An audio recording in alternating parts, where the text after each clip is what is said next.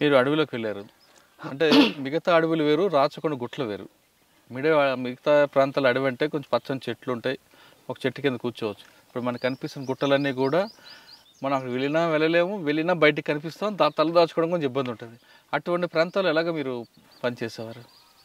కొన్ని ఎట్లుంటుందంటే కొన్ని ప్లేస్లలో కొంచెం బావులలో కూడా ఉండడానికి అవకాశం ఉంటుంది. చెట్లు గుబురు ఉన్నప్పుడు కొంచెం గుండ్లు ఉన్న తోవల ఏదో అక్కడ సెంటర్ పెట్టుకొని అక్కడ జనాలు ఉంటారు. జనాలకు ఒకరికి ఇద్దరికి అక్కడ మేము చెప్తాం, ఇక్కడ మనం ఉన్నామని చెప్పి. మనకు నమ్మకమైన మనుషులు ఉంటేనే. అట్లా అనుకున్నప్పుడు మనకు రక్షణ లేనప్పుడు వెళ్ళిపోతాం. అదెంత దూరంగా నడవవలసింది. ఇప్పుడు మీకు కనిపిస్తుంది ఆ గుట్టలు చూడండి. ఆ గుట్టల్లో ఎప్పుడైనా తలదాచుకున్నారా? ఉన్నాం కదా. ఆ గుట్టల్లో కనిపిస్తున్న గుట్టలు ఉన్నాయి కదా, మొత్తం ప్లెయిన్ ఏరియా పైన. అవును, మొత్తం ప్లేన్. ఆ గుట్ట కింద ఉన్న గ్రామం మీది.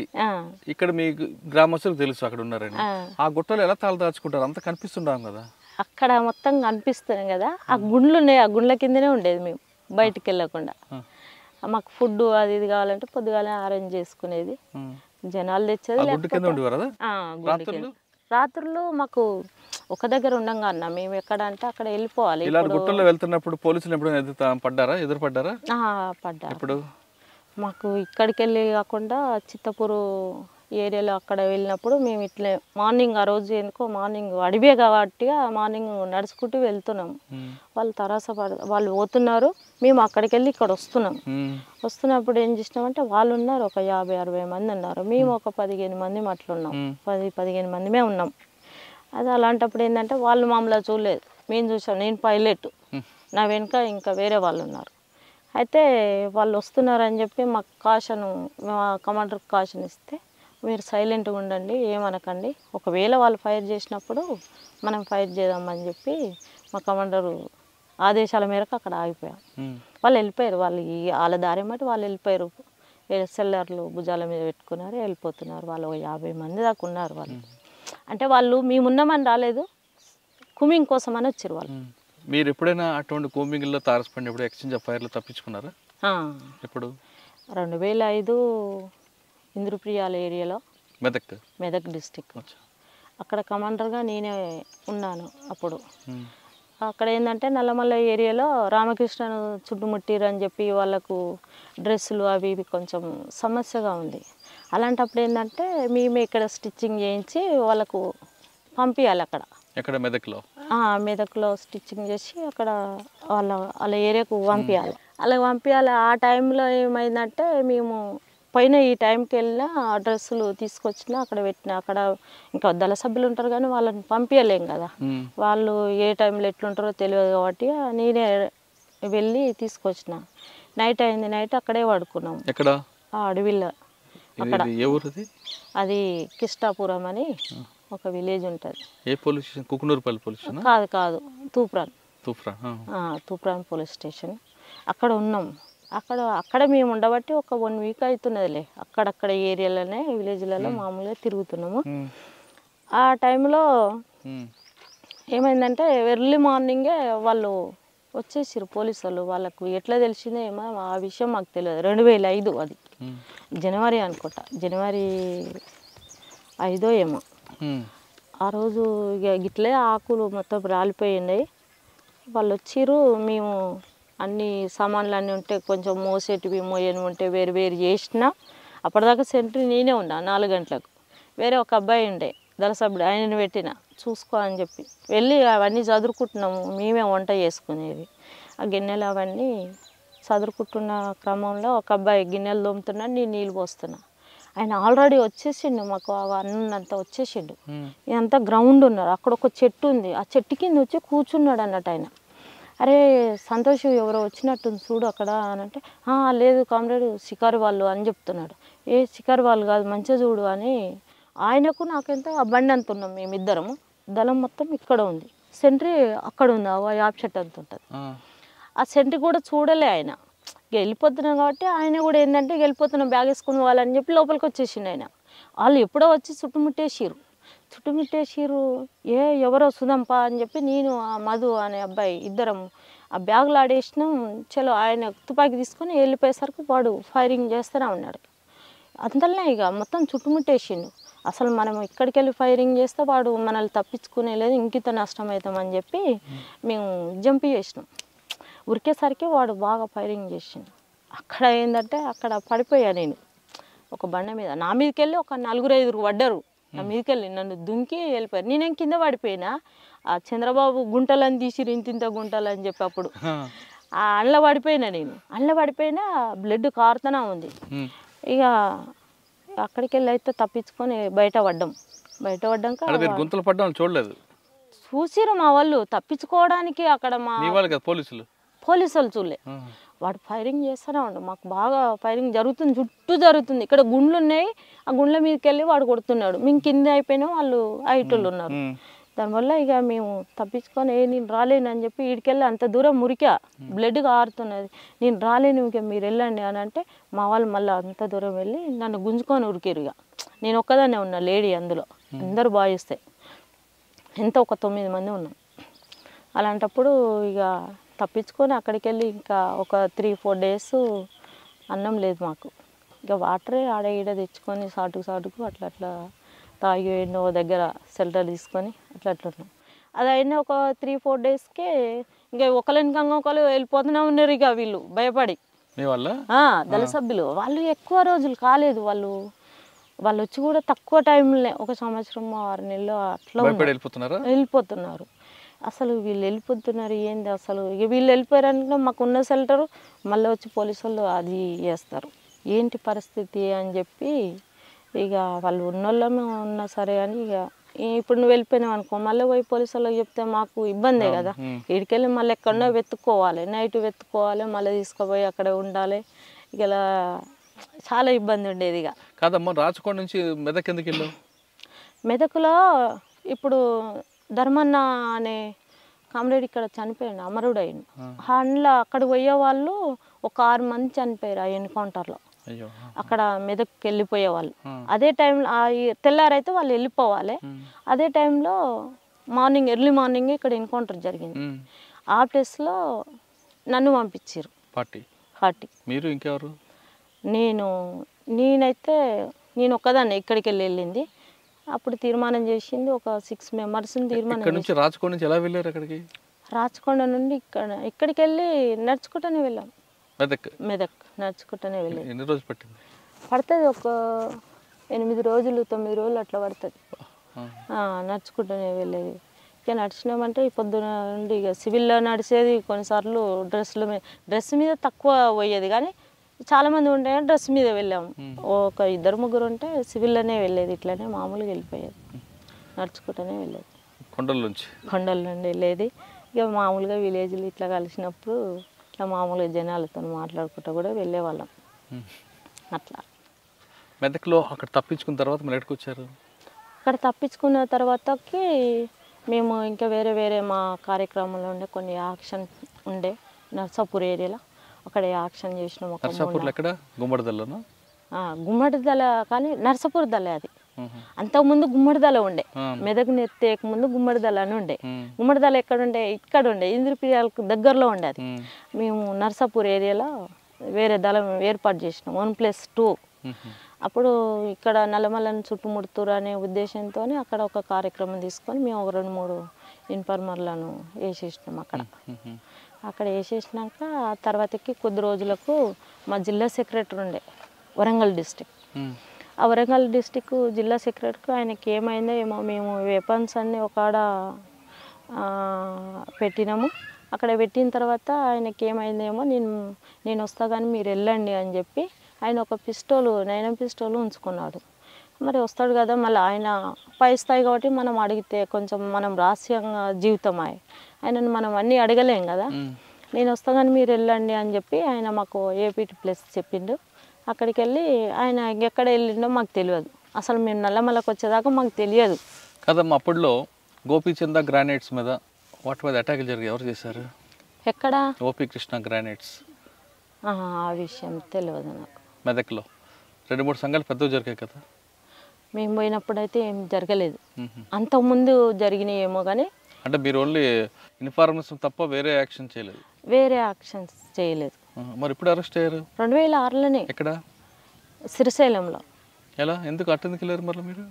శ్రీశైలంలో మేము అంటే నన్ను ఏం చేశారంటే ఏఓబికి అని కాదు, నన్ను బయటకు పంపాలా, ఇక్కడ మెదక్ నెత్తేసారు. ఎందుకంటే అక్కడ జిల్లా సెక్రటరీ పోయిండు.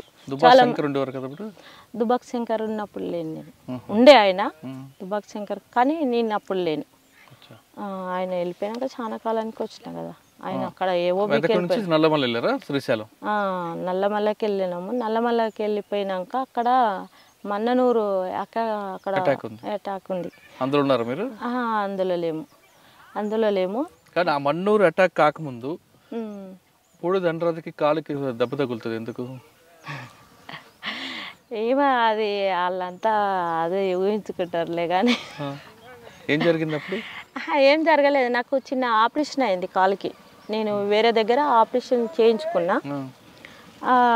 చేయించుకుంటే దానివల్ల ఏంటంటే డాక్టర్ ఎక్కువ నడవద్దని చెప్పారు, నన్ను ఒక రెస్ట్లో ఉండమన్నారు. పోలీసులు కాల్పుల్లోనే గాయపడ్డదని వచ్చింది వార్త. లేదు, అంతా వాళ్ళ ప్రచారం, కానీ అట్లేం లేదు. చిన్న ఆపరేషన్ అయిన ఉండే, ఆపరేషన్ చేయించుకొని ఇక నేను ఎక్కువ నడవద్దు, బరువులు మోయొద్దు అని చెప్పి డాక్టర్ చెప్పాడు. అదే టైంలో మాకు అక్కడ ఏంటంటే అక్కడ మేము ఉన్న పరిస్థితిలో నేను ఒక రహస్యంగా ఉన్నా కాబట్టి ఆ ప్లేస్ మాకు అనుకూలంగా లేదు. ఇట్లా ఉంది పరిస్థితి అని చెప్పినప్పుడు వాళ్ళు ఏం చేసిరంటే చలో అడవికి రండి అని చెప్పి లెటర్ రాసిరు. వాళ్ళు ఈ మాధవ్, ఆర్కే రామకృష్ణ వాళ్ళు, అంటే నాతో పాటు వేరే కామ్రేడ్ ఉండే, ఆయన వల్ల ఆయన అనుభవంలో ఉండేది. ఆయనకు లెటర్ రాస్తే మేము ఇద్దరం వచ్చినాం. ఇక్కడ వచ్చినాక వాళ్ళు మళ్ళీ మెదక్కు పంపించారు. అక్కడ ఆయన వర్క్ వేరే అబ్బాయిది, ఆ కామ్రేడ్ ఎక్కడ సిటీ ఆర్గనైజేషన్ చేసేది. శ్రీశైలంలో మీరు ఉన్నప్పుడు ఎలా దొరికారు వాళ్ళు? మేము మార్నింగే మేము బస్సు దిగి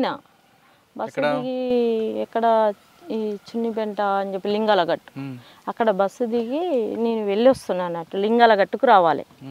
అక్కడ వాళ్ళు ఏంటంటే అంతకుముందే మా వాళ్ళు ఇద్దరు దొరికిరట అక్కడనే. ఆ విషయం నాకు తెలియదు. నాకు తెలియకుండానే నేను వెళ్ళిన మార్నింగ్ అక్కడ పోయేసరికి వాళ్ళు అనుమానంగా పట్టుకున్నారు నన్ను. నేనే అని కరెక్ట్గా ఏం తెలియదు. అనుమానంగా పట్టుకునేసరి నా దగ్గర ఒక డైరీ ఉండే, ఆ డైరీలో కొన్ని కవితలు అవి ఇవి కొంచెం ఏదో నాకు కావాల్సినవి రాసి పెట్టుకున్నా. దానివల్ల వాళ్ళకి ఇంకిత అదయింది సేఫ్టీ. నేనే అనేది ఏం తెలియదు. అక్కడ పట్టుకున్నారు. అక్కడ పట్టుకొని తీసుకుపోయి అక్కడెక్కడ బాగా టార్చర్ పెట్టారు. అంటే ఎక్కడ ఉండేదో చెప్పు, మీ వాళ్ళు ఎక్కడున్నారో, నీకు ఇంత అమౌంట్ ఇస్తాము, నువ్వు సరెండర్గా, లేకపోతే చంపేస్తాము, మీ అమ్మ వాళ్ళని ఎత్తుకుపోయి చంపుతాము, మీ చెల్లెని కొడతాము, ఇవన్నీ బాగా టార్చర్ పెట్టారు. ఏం చేసుకున్నా నా దగ్గర ఏం లేదు. చంపుండ్రి నన్ను మా వాళ్ళ దగ్గరికి. నేనే కదా తుపాకి పట్టింది, ఇట్లే మాట్లాడేది. బాగానేది, నీ పొగరు ఇంకా తగ్గలేదా అనేది. ఇక బాగానే ఒక 10 days 20 days అట్లా బాగా టార్చర్ పెట్టారు వాళ్ళు. హైదరాబాద్లో తీసుకుపోయేది, అది ఎక్కడో నాకు తెలియదు. ఆఫీసర్లు కూడా నాకు చెప్పకపోయేది కదా. నన్ను తీసుకుపోయి ఒక రహస్యంగా తీసుకుపోయేది, కళ్ళు కట్టి తిప్పేది. నేను విజయవాడకు పోయిందంటే విజయవాడకు తిప్పారు. ఇది మొత్తం తిప్పారు. ఒక 20 days తర్వాత తీసుకొచ్చి నంద్యాల పోలీస్ స్టేషన్కి తీసుకొచ్చారు. అక్కడ తీసుకొచ్చి నీకు లాస్ట్ మాట, ఇప్పుడు మెదకోళ్ళు కూడా వచ్చారు. అప్పుడు మెదకోళ్ళు వచ్చి డబ్బులు ఇస్తామని చెప్పి డబ్బులు తీసుకొచ్చారు. నాకు డబ్బులు వద్దు, ఏమొద్దు, ఉంటే ఇట్లా ఉంటా, లేకపోతే చనిపోతా, అంతకు మించింది ఏం లేదని చెప్పి మా వాళ్ళని ఒక 2 తీసుకుపోయి చంపేసారు. అంతకుముందే 2 అమ్మాయిలు వచ్చారు. ఈమె చాలా రహస్యంగా ఉంటుంది సార్ అని చెప్తున్నది. ఆమె అంతకుముందు సరెండర్ అయింది. ఆమెను 1-2 సార్లు చూసిన. ఇక దానివల్ల ఇంకిత బాగా అది చేసారు. నన్ను తీసుకుపోయి అరెస్ట్ చేసి జైల్లో వేసారు. అక్కడ శ్రీశైలం జైలు? కర్నూలు జైలు. అక్కడ ఒక 2 months ఉన్నా. అట్లా 2 months ఉన్న తర్వాతకి కడపకు వెళ్ళిపోయినా. మా అమ్మ మా చెల్లి కడప జైలుకి వెళ్ళిపోయినా. అక్కడ వెళ్ళిపోయినా ఒక 6 months అక్కడ ఉన్నా. అక్కడ ఉన్నాక సాగర్ ఉన్నాడు కదా, మా లక్ష్మి, వాళ్ళు కలిసేది అన్నట్టు. ఇక నేను వచ్చిందని చెప్పి ఇక మేము అప్పుడప్పుడు మాట్లాడుకునే వాళ్ళం జైల్లో. సాటర్డే ఉంటుంది అక్కడ మాట్లాడుకునే, ఏదో మన రిలేషన్ అని అట్లా మాట్లాడుకునే వాళ్ళం. మాకు అట్లా అవకాశం ఇచ్చేది, లేకపోతే లెటర్లో అట్లా ఉండేది. అక్కడ ఒక 6 months తర్వాతకి మా అమ్మ బెయిల్ తీసుకొని వచ్చింది అన్నట్టు. నేను కర్నూలులో ఉన్నప్పుడే మా అమ్మను వాళ్ళు కిస్టే గౌడ ఏమో తోలుకొని వచ్చిర్రు అనే విషయము నాకు వార్త తెలిసింది. అమ్మ నువ్వు అట్లయితే వద్దు, ఎన్ని రోజులైనా ఇక్కడే ఉంటా, నువ్వు వాళ్ళని తీసుకొచ్చో వీళ్ళని తీసుకొచ్చో ఏం టెన్షన్ పడవలసిన పని లేదు, ఉంటానులే ఎక్కడ పోను, పార్టీ వస్తుందో లేకపోతే నేనన్నా ఉంటా అని అన్న. మా అమ్మ ఊరుకోకుండా ఏం చేసిందంటే 2-3 సిరూటీలో పెట్టి కడపకు బెయిల్ తీసుకొని వచ్చి. బెయిల్ వచ్చిన తర్వాత మీరు లోయపల్లి వచ్చారు అంతే కదా? ఎక్కడ లోయపల్లికి తీసుకురాలే నన్ను డైరెక్ట్గా, అక్కడ ఉప్పల్ పోలీస్ స్టేషన్ ఉంది కదా, అక్కడ క్వార్టర్స్ ఉంటాయి, అక్కడ తీసుకెళ్లారు బెయిల్ వచ్చాక. బెయిల్ వచ్చినాక అసలు నన్ను ఇక్కడ ఎందుకు తోలుకొచ్చిర్రు అని నేను కిస్టే గౌడు మాట్లాడుతున్నాడు. సార్ నన్ను ఇక్కడ ఎందుకు తీసుకొచ్చిర్రు అసలు అంటే, లేదు బేటా నీతో మాట్లాడాలని క్యాజువల్గా ఇక్కడ రామన్న చూద్దాం ఎట్లున్నావు అని. లేదు సార్ నల్లగా ఉంటాడు ఆయన, నల్లగా ఉంటాడు పొట్టిగా ఉంటాడు, చూద్దామని అంటే జైలు కాడికి వచ్చేది ఉండ్రి, మరి ఇక్కడ తీసుకొచ్చి నన్ను రహస్యంగా ఏదో మళ్ళీ తీసుకొచ్చి ఇక్కడ ఏం చేద్దాం అనుకున్నారు అది అని కొంచెం ర్యాష్గానే మాట్లాడిన తర్వాత టెన్షన్ ఏం పడకు బిడ్డ తోలిస్తుంది ఇప్పుడు అని చెప్పి ఇక ఆయన మాట్లాడిండు. ఇంకోలో డిఎస్పి వాళ్ళు వీళ్ళు వచ్చారు, చాలాసేపు మాట్లాడారు, నీకు పైసలు ఇస్తాము ల్యాండ్ ఇస్తాము అది ఇది అని అంటే, నాకు ల్యాండ్ ఏమొద్దు మాకు చాలా ఉంది ఏమొద్దు అది ఇది అని చెప్పి వెళ్ళొచ్చినాం. దాని టైంలో ఒక వారం రోజులు ఏమున్నానో లేదో వచ్చి ఇక్కడే మాకు పశువులు ఉండే అప్పుడు బాగా, ఇక్కడే బావి దగ్గర పొద్దున్నే ఎర్లీ మార్నింగ్ వచ్చి ఉన్న పోలీసు వాళ్ళు వచ్చి చుట్టుముట్టేసారు. ఆ గుట్ట కింద ఒక బండ ఉంటుంది అక్కడే కట్టేసేది, వర్షాకాలం అక్కడే మా ఎడ్లను ఇట్లా కట్టేసేది. ఎడ్ల కాడి దగ్గర కానీ పోయినా చూసినా అట్లనే నేను బండ మీద ఇట్లా ఒరిగిన అన్నట్టు. వచ్చిరు ఎప్పుడో చుట్టుముట్టి అనురాధవు నువ్వేనా అన్న. నేను ఎవరు మీరు అన్న. నేను పోలీసు వాళ్ళమ్మ అన్న. పోలీసు వాళ్ళు అయితే చెప్పండి ఏం కావాలన్నట్టే, నేను సార్ రామంటున్నామ్మా ఎస్పీ రామంటున్నాడు అంటే, ఎందుకు నాతో నేను పని ఇన్ని రోజులు నేను జైల్లో ఉండొచ్చినా మళ్ళీ నన్ను ఏదో టార్చర్ పెట్టడానికి ఎందుకు వచ్చిరు అది ఇది అనుకుంటా వచ్చినాం. మా ఊరికి కావాలని తీసుకొచ్చారు, ఒక ఆయన ఉంటాడు. ఎవరు ఎస్పీ అప్పుడు? ఎస్పీ రమ్మంటుండ అని చెప్పారు. అక్కడ సుధాకర్ రెడ్డి ఎవరో ఉండే, సుధాకర్ రావో ఏదో ఉండే, నల్గొండ డిస్టిక్. వాళ్ళు రమ్మంటున్నారు అని చెప్పి వచ్చిర్రు వాళ్ళు. అయితే ఇక సరే అని చెప్పి నేను వచ్చిన, మాట్లాడి పంపిస్తారమ్మా ఏం లేదు అని అన్నారు. అంటే సరే అని వచ్చిన, తీసుకుపోయారు నల్గొండ జైలు వేసారు. చౌటుపల్లి పోలీస్ స్టేషన్ తీసుకుపోయి నీ కేసులు ఉన్నాయి అని చెప్పి అక్కడ జైలు వేసారు. అక్కడ ఉన్నా నేను కొంతకాలం. ఇక తర్వాతకి మళ్ళీ జైలు వేసారు వాళ్ళు నన్ను. జైల్లో ఎలా గడిచింది మన జీవితం? కడప జైల్లో? కడప జైల్లో నాకు మంచిగానే ఉండేది, మాకు స్పెషల్గానే ఉండేది. అంతలో అంటే ఒక ప్రజా సేవ చేసిరు కాబట్టి పోలీసులు ఇట్లా మమ్మల్ని ఏమి ఇట్లా ఏమనకపోయేది. నల్గొండ చౌటుపల్లి పోలీస్ స్టేషన్ నుండి నల్గొండ జైలుకి తీసుకెళ్ళారు. జైలు వేసిరు, ఇక కేసులు పెట్టిరు.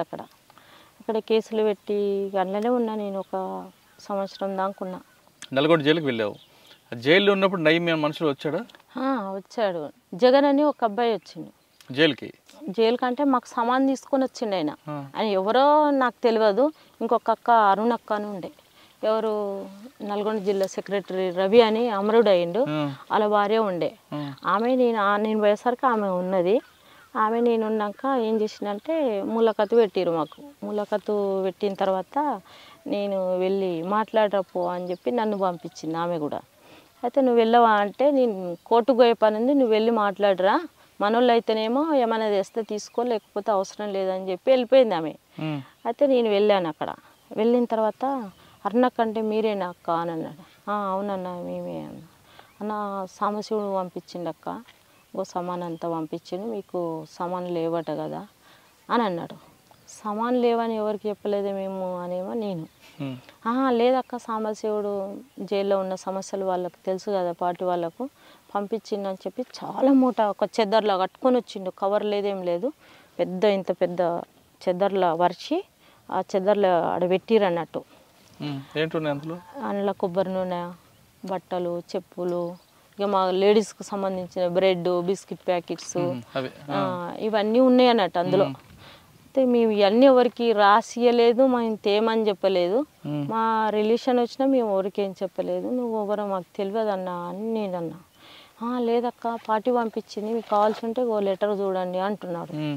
లెటరు చూసినా ఏది చూసినా మాకు వద్దని చెప్పినాం. వద్దని చెప్పి పొద్దు నుండి సాయంత్రం దాకా ఉంచినాం ఆయన. అక్కడ సూపరింటెండెంట్ వచ్చింది. సూపరింటెండెంట్ పేరు ఏదో ఉండే. ఆ సూపరింటెండెంట్ వచ్చి ఏందిరా మరి ఏందమ్మా మరి ఇట్లా సంగతి మరి తీసుకుపోతారా మరి ఆయన రిటర్న్ పంపమ్మా అని ఆయన అన్నారు. మాకు తెలియదు సార్ ఆయన ఎవరో మేము తీసుకోము, వాళ్ళు మా మనుషులు అనేది అయితే మాకు నమ్మకం లేదు, మా పార్టీ అయితే రాదు ఇప్పుడున్న పరిస్థితి అని ఆయన చెప్పి రిటర్న్ పంపించాము. తీసుకోలేదు ఇక సామాను. ఆ జగన్ అంటాడు ఎవరో మాకు తెలియదు. నవీన్ మనిషి ఎలా తెలిసింది? నవీన్ మనిషి అనేది అంటే మాకు తర్వాతకి తెలిసింది. ఎవరు అంటే పార్టీ తరఫున వేరే మాకు లెటర్స్ రావడం వల్ల మనోళ్ళు ఎవరన్నా వచ్చిరా అని చెప్పి వాళ్ళు లెటర్ రాస్తే గిట్ల సంగతి గిట్ల ఒక ఆయన వచ్చి గిట్ల మాకు సామాన్ తీసుకోమని ఇట్లా అది చేసిండు. ఇట్లా పొద్దుగాల నుండి సాయంత్రం దాకా ఇట్లా వెయిట్ చేయబెట్టినాము, మేము తీసుకోలేదు, రిటర్న్ పంపించినాము అని చెప్పినాం. వాళ్ళు మనోళ్ళు కాదు, నవీన్ గారు పంపించినట్టుంది, మీరు అట్లాంటివి ఏమన్నా వస్తే తీసుకోకండి అని చెప్పి ఇక వాళ్ళు లెటర్ రాశారు. సాంబశివుడు ఉన్నప్పుడు అదన్నట్టు పరిస్థితి. జైల్లో ఎంతకాలం ఉన్నాము? నల్గొండలో 1 సంవత్సరం ఉన్నాను. తర్వాతకి ఇక్కడ వచ్చి చెంచల్గూడలో ఉన్నా, మహిళా జైల్లో. అక్కడ ఉండేది, అక్కడ వాళ్ళు రాజిరెడ్డి భార్య నేను ఇద్దరం ఉండేది. రాజిరెడ్డి భార్య ఇంకొక ఆమె స్నేహ అని ఉండే, ఒక ఆమె. స్నేహ అంటే రాజిరెడ్డి కూతురు కదా? ఆ స్నేహ కాదు, అల్వాల్లో ఉండే ఆమె అమర్రాలు అయింది. ఇప్పుడు అమర్రాలు అయింది ఆమె. నేను పోయినాక ఒక 2 నెలలకు ఆమె వెళ్ళిపోయింది. తర్వాతకి నేను ఒకదాన్ని ఉన్న ఒక వారం 10 రోజులు ఉన్న క్రమంలో రాజిరెడ్డి వాళ్ళ వైఫ్ వచ్చింది, సుగుణ అని ఉంది. ఆమె నేను ఉన్నాము ఇక చాలా కాలమే ఉన్నాం, ఒక సంవత్సరం ఉన్నాము చెంచల్గూడ జిల్లా. తర్వాతకి మెల్లమెల్లగా కేసులు కొట్టేసినాక నేను ఇంటికి వచ్చినాక బెయిల్ ఏం లేదు, బెయిల్ తీసుకోలేదు. నా కేసులన్నీ కొట్టేసినాకనే బయటకు వచ్చిన. నేను వచ్చినాక ఇంటికి వచ్చినాక ఇక వీళ్ళంతా ఏంటంటే ఇక నా మీద బాగా మళ్ళీ వస్తున్నారు, నక్సలైట్లు వస్తున్నారు, మళ్ళీ కలుస్తున్నారు, మళ్ళీ ఏదో చేస్తున్నారు అని ఇక పోలీసు వాళ్ళు నాకు కాపలు కాయడం, ఇన్ఫార్మర్లు వాళ్ళంతా వాళ్ళకి సమాచారం ఇవ్వడం. ఇక నాకు చాలా ఇబ్బంది అనిపించింది. అట్లే వీళ్ళు ఇంత టార్చర్ పెడుతున్నారు అని చెప్పి కొన్నాళ్ళు వ్యవసాయం చేసిన నేను. మేమే నాగలు కట్టి నేనే దున్నేది. తర్వాతకి వీళ్ళు అయినా కూడా వాళ్ళు వదులుకోలేదు. తర్వాతకి నేను గుణగల్లో డ్యూటీ చేసేది. ఆడికి కూడా వచ్చిర్రు వాళ్ళు పోలీసు వాళ్ళు.